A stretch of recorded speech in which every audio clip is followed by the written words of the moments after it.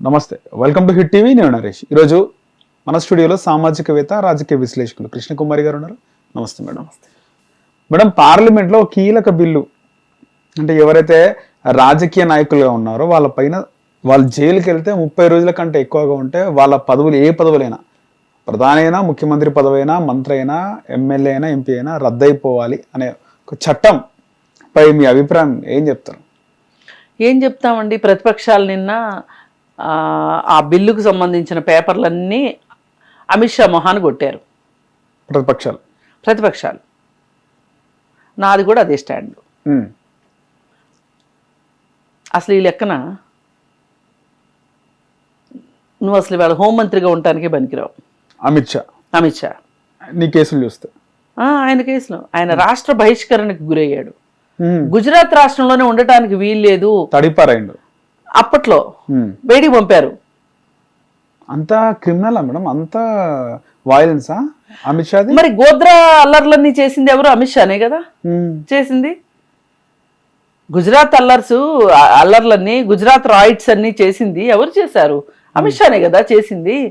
అమిత్ షా చేశాడు అని నమ్మబట్టే అమిత్ షా జైల్లో ఉన్నాడు, రాష్ట్ర బహిష్కరణకి కూడా గురయ్యాడు. మరి అలాంటప్పుడు ఆ రోజు కనుక ఈ బిల్లు ఉంటే నువ్వు సమర్థించేవాడివా? ఇవాళ నువ్వు ఒక బిల్లు తీసుకుని వచ్చి ప్రతిపక్షాలకి ఒక రకంగా యమపాశంలాగా బిగించాలి అని నువ్వు అనుకుంటున్నావు కాబట్టే, అంటే ప్రతిపక్షాలని నిర్మూలించాలి అనుకుంటున్నావు కాబట్టే నువ్వు ఈ బిల్లు పట్టుకొస్తున్నావు. ఈ బిల్లులో ఉన్న వ్యవహారం ఏంటి అంటే, ఏ వ్యక్తి అయినా ఒక నేరారోపణ పైన, ఒక నిందారోపణ పైన రుజువు అయినప్పటికీ కానప్పటికీ 30 రోజులు జైల్లో ఉంటే 31వ రోజు ఆటోమేటిక్గా అతని పదవి ఊడిపోద్ది.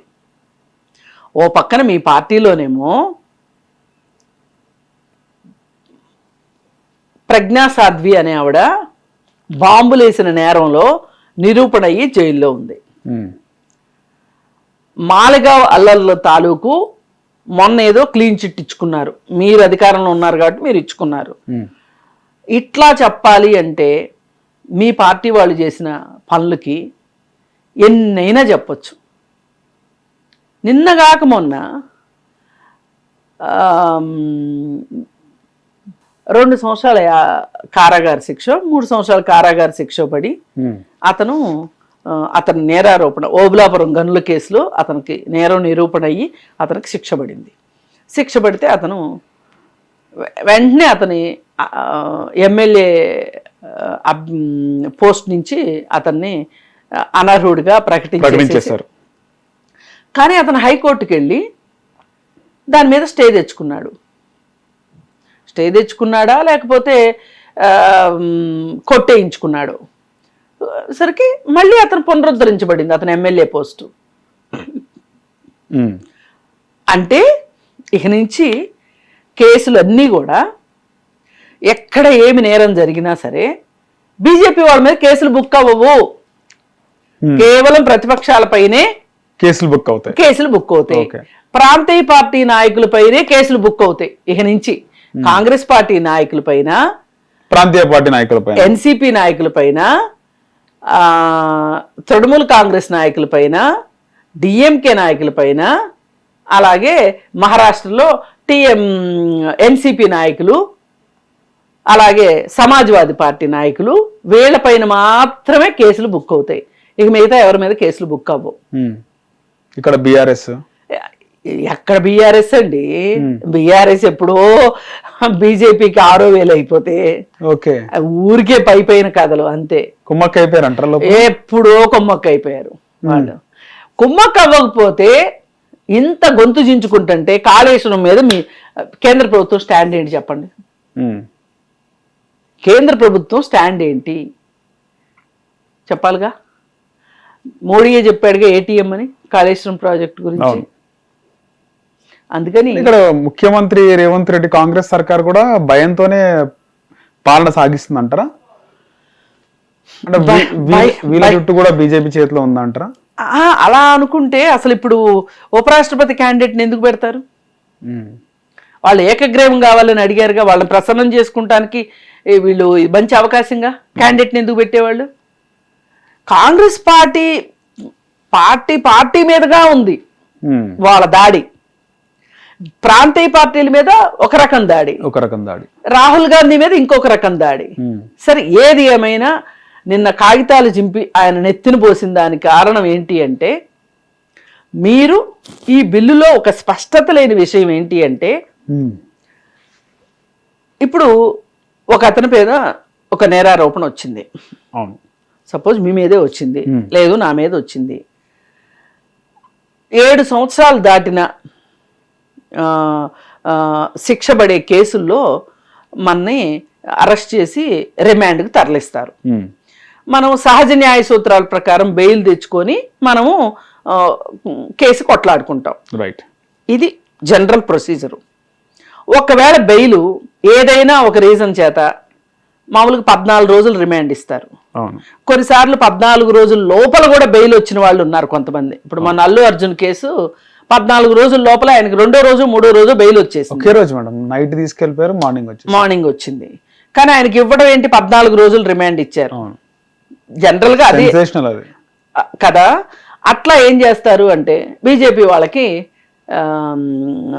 వేరే ప్రతిపక్షం వాళ్ళకి ఎవరికైనా సరే 14 రోజులకి బెయిల్ రాలేదు అనుకోండి, ఇంకో 14 రోజులు పొడిగించారనుకోండి, ఆ తర్వాత ఇంకొక 14 రోజులు పొడిగించారనుకోండి, అంటే ఇక పోస్ట్ పోయినట్టేనా?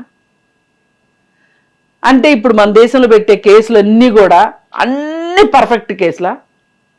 అన్ని పర్ఫెక్ట్ కేసులు అయితే కొన్ని కేసులు ఎందుకు ఓడిపోతున్నాము, కొన్ని కేసులు ఎందుకు గెలుస్తున్నాము? అంటే గెలిచే కేసులన్నీ నిజమైన కేసులు, ఓడిపోయే కేసులన్నీ ఉత్తిత్తి కేసులా? ఈ లెక్కన ఆలోచిస్తే బిల్లులో పెట్టాల్సింది ఏంటంటే, నేరం నిరూపణ అయిన తరువాత, ఇంతకుముందు ఉంది ఇది 2 సంవత్సరాలు ఉంది కాలపరిమితి, 2 సంవత్సరాలు జైలు శిక్ష పడితే గనక వాళ్ళు పదవులకి అనర్హులు అని ఇచ్చారు. అది కంటిన్యూ చేయొచ్చు కదా. అసలు ఈ 30 రోజులు ఎందుకు పట్టుకొచ్చినట్టు?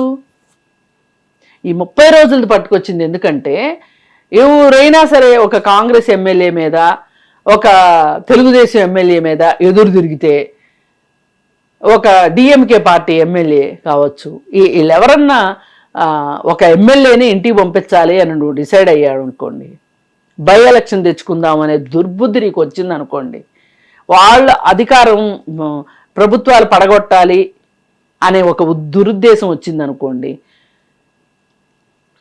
కొంతమంది ఎమ్మెల్యేలని ఇట్లా 30 రోజులు బెయిల్ రాకోకుండా జైల్లో పెట్టిన తర్వాత మిగతా ఎమ్మెల్యేలు కూడా వణికిపోయి మీ పార్టీలో చేరిపోయారనుకోండి, వాళ్ళు ప్రభుత్వాలు పడకూడదామనేగా నీ ఉద్దేశం. ఇంతకుముందు కూడా బీజేపీయేతర ప్రభుత్వాలు ఏర్పడినప్పుడు పడగొట్టావా లేదా? మహారాష్ట్రలో పడగొట్టావు, తమిళనాడులో పడగొట్టావు, వేరే వేరే రాష్ట్రాల్లో పడగొట్టావు, గోవాలో పడగొట్టావు, ఇంకా తిన్నగా మాట్లాడితే ఇట్లా ఎన్నిసార్లు జరగలేదు? అంటే నువ్వు ఈ దేశం మొత్తం మీద కేవలం బీజేపీ పార్టీ మాత్రమే ఉండాలి అనే ఒక దురుద్దేశం నీకు లేకపోతే నువ్వు అసలు ఇలాంటిది ఎందుకు తీసుకొస్తావు? ఓకే, ఇప్పుడు నేర నిరూపణ అయిన తర్వాత పోనీ నువ్వు 2 సంవత్సరాలు అనేది చాలా ఎక్కువ అనిపిస్తుంది, దాన్ని సంవత్సరానికి కుదిద్దాము అంటే అయిపోయింది. అవును, ఇప్పుడు మొన్న చంద్రబాబు నాయుడు గారు 52 రోజులు జైల్లో ఉన్నారు. అవును, అంటే ఒకవేళ ఆయన అప్పుడు ఎమ్మెల్యేనేగా. అవును మేడం. అంటే ఛార్జ్ షీట్ వేయలేదు, ఇంకా ఏమీ వేయకుండానే వీళ్ళు రిమాండ్ చేసినారు. రిమాండ్ చేసిన తర్వాత ఛార్జ్ షీట్ వేస్తారు. ప్రాథమిక సాక్ష్యాధారాల ప్రకారం వీళ్ళకి అంటే ఎఫ్ఐఆర్ వల్ల ఫస్ట్ ఇన్ఫర్మేషన్ రిపోర్టుని ఆధారంగా చేసుకొని 14 రోజులు, అంటే దీంట్లో 7 సంవత్సరాల కంటే ఎక్కువ శిక్ష పడే సెక్షన్లు ఉన్నాయి అని నమ్మితే గనక వాళ్ళని రిమాండ్కి పంపించి 14 రోజులు రిమాండ్ వేస్తారు కదా. అలా వేసిందే కదా చంద్రబాబు నాయుడు గారిని కూడా. అలా వేసినప్పుడు అది పొడిగించుకుంటా వెళ్ళి బెయిల్ రాకపోతే 52 రోజుల తర్వాత వచ్చింది. అంటే ఆ రోజు ఎమ్మెల్యే పదవి పోయినట్టేగా ఇప్పుడు ఇది. మరి ఈ రోజు వరకు ఎందుకు ఛార్జ్ షీట్ వేయలేదు? మరి అంటే ఈ రోజు వరకు అసలు విచారణ ఎందుకు జరగట్లేదు? మరి త్వరితగతిని చెయ్యాలి కదా. ఎవరు అడ్డం పడుతున్నారు మీరు త్వరితగతిని చేయటానికి? ఎవరు అడ్డం పడట్లేదు కదా. ఫాస్ట్ ట్రాక్ కోర్టులు పెట్టండి. ప్రజాప్రతినిధులు కోర్టులు ఉన్నాయి కదా, వాటిల్లో సీరియస్గా చెయ్యండి, విచారణ చేపట్టండి. అంటే దీని ఉద్దేశం ఏంటి అంటే వాళ్ళకి సింపుల్గా బీజేపీ పార్టీ ఒక్క పార్టీయే ఉండాలి ఈ భారతదేశంలో, మిగతా వాళ్ళందరినీ ఇంటికి పంపించేయాలి అనే ఉద్దేశంలో బీజేపీ పార్టీ ఉంది కాబట్టే ఇలాంటి బిల్లు తీసుకొచ్చింది. అందుకే ప్రతిపక్షాలు ఇంత నిరసిస్తున్నాయి. ప్రతిపక్షాలు మాత్రమే కాదు, సామాన్య ప్రజల దగ్గర నుంచి కూడా దీనికి సంబంధించి చాలా నిరసన వస్తుంది. అంటే మీరు మాత్రమే పరిశుద్ధాత్మలు, మీరు మాత్రమే నేరాలు చెయ్యని వాళ్ళ బీజేపీ వాళ్ళు, మిగతా వాళ్ళందరూ నేరాలు చేస్తారా అనే ఉద్దేశంతో ప్రజలందరూ ఆలోచిస్తారు. ఎందుకంటే ఈ ప్రజల చుట్టుపక్కలే నేరాలు చేసే బీజేపీ వాళ్ళు కనిపిస్తారు. వాళ్ళపైన కేసు పెట్టలేదు అనుకోండి, మీరు నేరం చేసిన ఏ కాంగ్రెస్ వాళ్ళ మీద కేసు పెట్టారనుకోండి, ప్రజలకు అర్థం కాదా ఇది? ఓకే, అర్థమవుతుంది కదా. అర్థమవుతుంది. ఇప్పుడు ఎక్కడో నాకెందుకు వివేకానంద రెడ్డి కేసు ఉంది, ఆయన చనిపోయాడు. చనిపోయి ఎన్నాళ్ళు అయింది? 6 ఏళ్ళు అయింది, 7 ఏళ్ళు అయింది, 6.5 ఏళ్ళు. ఈ రోజుకి మీరు ఎందుకు తేల్చలేకపోతున్నారు? ఇవి రావా మేడం, బయటికి రావా అసలుకి? ఇవన్నీ నిజాలు బయటికి రావా? రావు. కుమ్మక్క అవుతాడా? అంతే, రాజకీయంగా ఎంత అంతే. కుమ్మక్క అవుతారు. ఇప్పుడు వైసీపీ వాళ్ళ ఓట్లు కావాలి అనుకున్నంత సేపు బీజేపీ పార్టీకి అంటే సెంట్రల్ చేతిలో ఉంటది ఇంకా, అంతే అంతే. ఇప్పుడు చూడండి, ఫోన్ ట్యాపింగ్ కూడా అంతే, తెలంగాణలో ఫోన్ ట్యాపింగ్ కూడా అంతే. ఇప్పుడు చూడండి, ఉపరాష్ట్రపతి ఎన్నిక కోసం రాజ్నాథ్ సింగ్ ఫోన్ చేశాడు ఎవరికి? జగన్మోహన్ రెడ్డికి ఓటేయమని. అప్పుడు నేను ఒట్టిగా వేసేస్తాను ఓటు అంటాడా? నా కేసుల సంగతి చూడండి అంటాడు సింపుల్గా జగన్మోహన్ రెడ్డి. ఇది అసలు అంతఃసూత్రం. ఇలాగ ఈ జగన్నాటకం జరుగుతున్నంతసేపు అధికార పార్టీదే పైచేయిగా ఉంటుంది. ప్రతిపక్షాలు ఎంత గోల పెట్టినా, ఎంత గగ్గోలు పెట్టినా, ఎంత పాదయాత్రలు చేసినా, రాహుల్ గాంధీ పాదయాత్రలు చేసినట్టు ఎన్ని పాదయాత్రలు చేసినా ఏమి ఉపయోగం ఉండదు. వాళ్ళు ఇవాళ అధికారంలో ఉండి ఆ అధికారం ద్వారా అధికారాన్ని నిరంకుశత్వం వైపుకి మళ్ళిస్తున్నారు, ప్రజాస్వామ్యం వైపు నుంచి. కాబట్టి ఇట్లాంటి బిల్లులు తీసుకురావాలనుకుంటున్నారు. ఓకే, ఇది ఎప్పటికైనా ప్రజలకు శ్రేయస్కరం కాదు. రాజకీయ పార్టీలు శ్రేయస్కరం కాదు అనే దానికంటే కూడా ప్రజలకు కూడా మంచిది కాదు. రేపు పొద్దున వాళ్ళు ఏం చేసినా ఊరుకోవాలి కదా. ఇవాళ జిఎస్టీ తీసుకొచ్చారు, జిఎస్టీ వల్ల ఎంత నష్టపోతున్నారు, కానీ భరించాల్సి వస్తుందా? అవును. అందుకని ఇట్లాంటి సమస్యలన్నీ ఉంటాయి కాబట్టి ప్రజాస్వామ్యమే మనకు కావాలి, నిరంకుశత్వం కాదు. కానీ వాళ్ళు నిరంకుశత్వం వైపు తీసుకెళ్లాలని వాళ్ళు ప్రయత్నం చేస్తున్నారు కాబట్టి ప్రజలు కూడా అప్రమత్తం కావాల్సిన అవసరం ఉంది. రైట్ మేడం, ధన్యవాదాలు. హిట్ టీవీ యాప్, ఇందులో short news, live news, entertainment shows, movies, digital magazines తో పాటు మీ జిల్లా వార్తలను కూడా ఫ్రీగా చూడొచ్చు.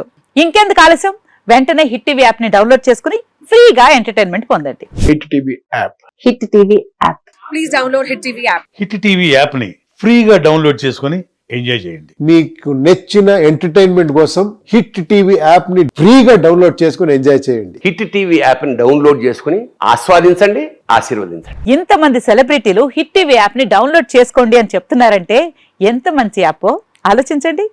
అమెరికా అమెరికా అమెరికా అమెరికాలో చదవాలనుకునే వాళ్ళకి విశ్వసనీయమైన పేరు మన శౌర్య కన్సల్టెన్సీ.